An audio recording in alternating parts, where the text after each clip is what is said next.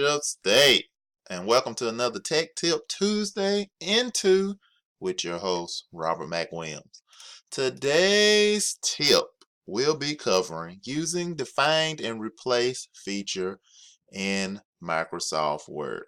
Now, the commands for this exercise that I will be referring to will be Control F and Control H. Since I'm kind of an anti-mouse person and usually you will statistically perform quicker using shortcuts. Control F will allow us to find and Control H will allow us to replace. Interestingly enough, Control Find works in a lot of applications on your computer. So if you need to find something, search for it by word. You can do Control F in web browsers, Excel, and many other programs, and you can find the word. So let's go to an example in Word. Let's just say you're working on a document and you want to change a word, basically define that word and then replace it with a new word.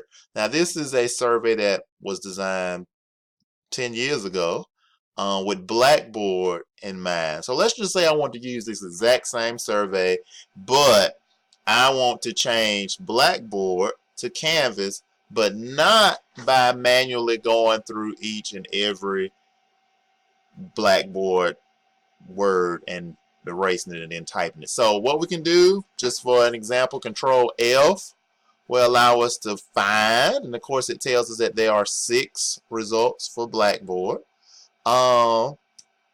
If we do Control H, it gives us to find and replace. So you see, we want to find Blackboard. Now you can of course type any word, and we want to replace it in this case with Canvas. And of course, again, we can type in any other word that we want to use. But just for this example, we're finding Blackboard, replacing it with Canvas. So we can either do it replace all and basically replace every single instance of Blackboard with Canvas, or we can go one by one and replace. So the first one I actually don't want to replace.